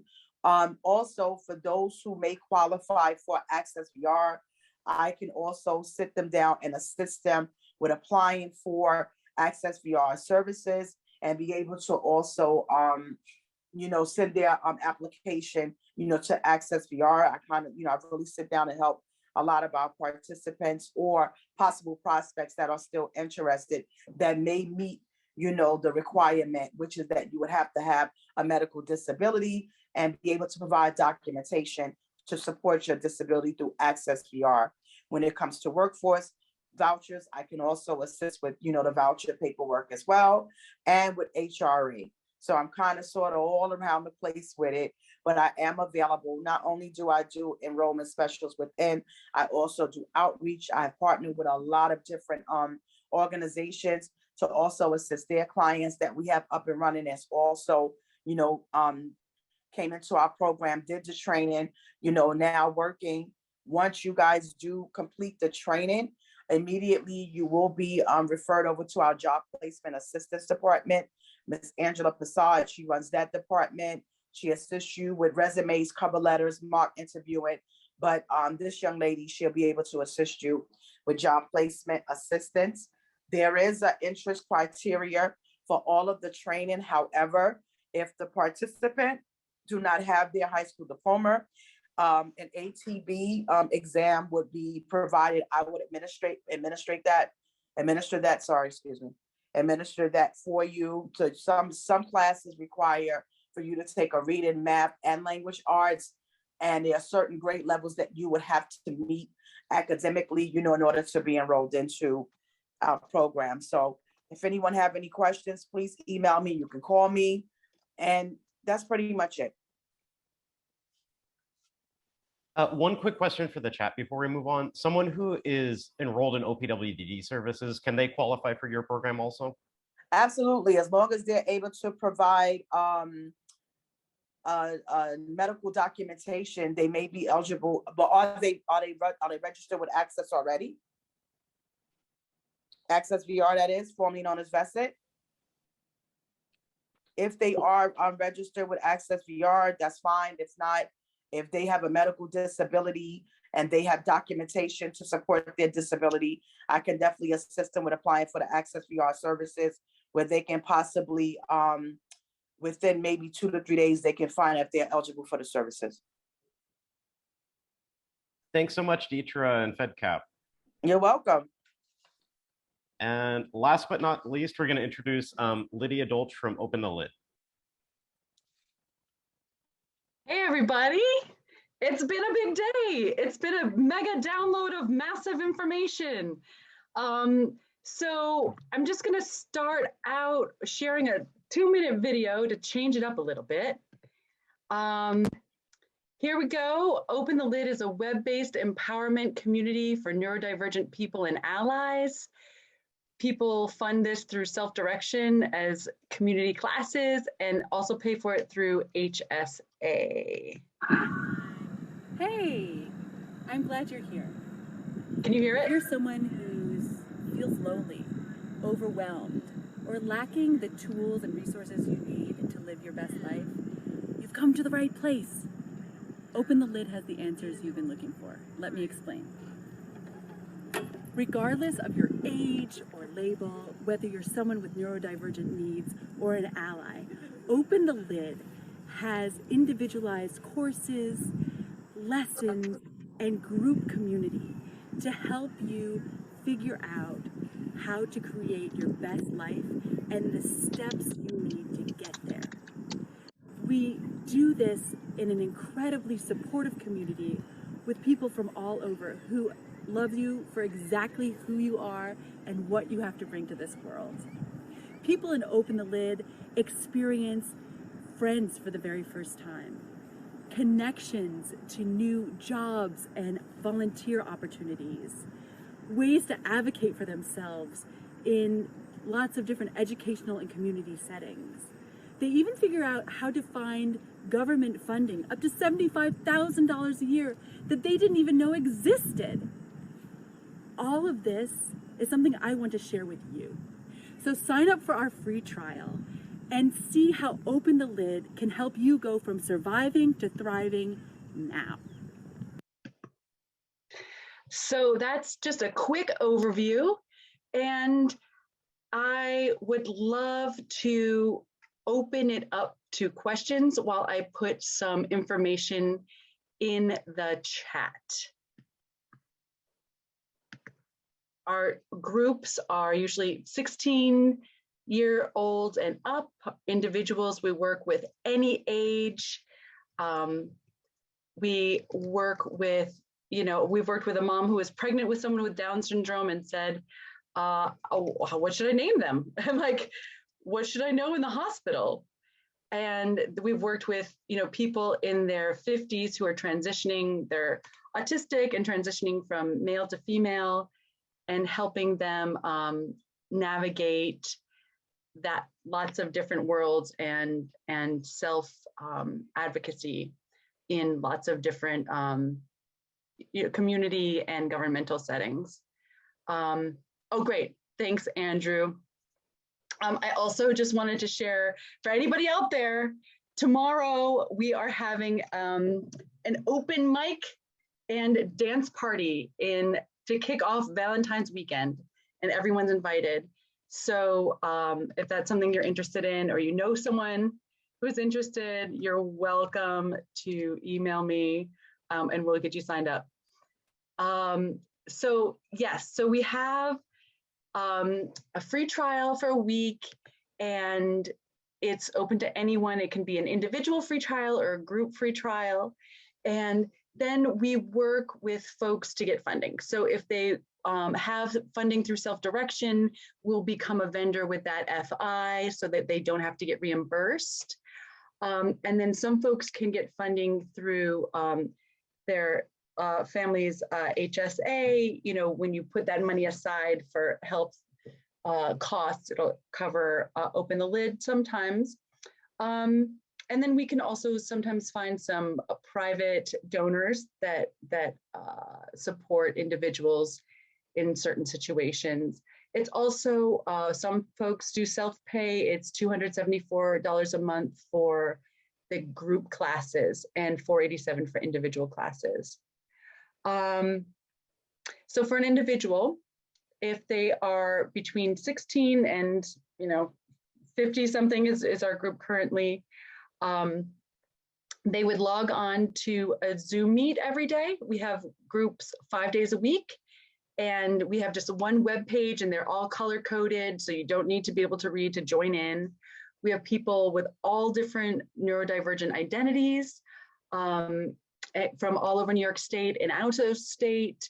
And we start each day talking about our challenges and highlights of that day or what's going on in our lives. People become very close and say, you know, how did that doctor's appointment go? Or like, how did that argument turn out with your brother? You know, so they're really there, a really close knit group. They're usually about 6 to 10 people a day. We have folks who are neurotypical peer mentors who are in programs for occupational therapy, speech therapy, physical therapy, who are there as part of the group as well as some neurotypical high school students who are part of Open the Lid. And it's very symbiotic. Everybody who is part of the group looks forward to it and gets a lot out of it, regardless of whether they're highly verbal or more somebody that likes to observe and take it in and just feel part of a really inclusive community. Our individual classes can be for, you know, folks, especially during this transition time, really honing in on self-regulation skills, on really how to manage that long-term plan and break it down into steps beyond maybe a life plan, etc. And also how to think really creatively about creating their best life and what tools and resources and people could be part of making that happen. We also go deep into sensory accommodations and self-advocacy work. It's really driven by the individual and what they're needing to move forward in their life. And the folks that work with individuals include myself and also highly trained experts in special education, recreational therapy, and occupational therapy. Great questions. Anything else?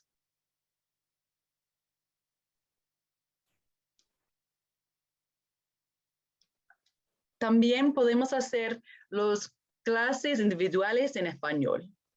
Así que todavía los grupos no están en español, pero tenemos la capacidad de ayudarlos que solamente hablan español en las clases individuos.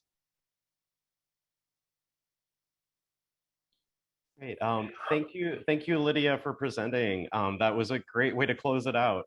Thank you to everyone who joined. Thank you to our amazing presenters. There was so much information today. Great to hear from everybody. Just to highlight again what David said at the beginning, in the month of April, we'll be encouraging all of you to host your own individual presentations without time limits. And if you put your email address in the chat box, you'll be getting all that information. If you presented at this meeting, you'll be getting a follow-up email about April. And just to call out a couple things, Jackie and Lynn, do you want to call out quickly the meetings that you're holding coming up? Sure. Hi, I'm Jackie Goldberg, and along with Mary McGuire Weaver, we are hosting a workshop on guardianship tomorrow from 10 a.m. to 12 p.m. All the information is in the chat. We'd love to have you there. It'll be guardianship and also discussing other related issues like supported decision-making. I'm blanking, of course, right now. Other things that you would do with a lawyer, power of attorney, that kind of thing. So we would love if you would join us. And that meeting does require you to register. The link for that is in the chat box. Yes. Thank you, Andrew. And on February 25th, I'll be talking about ICANN, Independent Consumer Advocacy Network. That's a resource available, a free, confidential, and unbiased resource available to people who have long-term care or behavioral health needs provided by Medicaid plans. Not everybody in this population has to be in a plan, but most people can and may want to be. I'm also specifically the ombudsman for anybody who enrolls in the FIDA IDD model that Partners Health Plan talked about today, but I also can help some other people who may not have Medicare, may not be eligible for that model.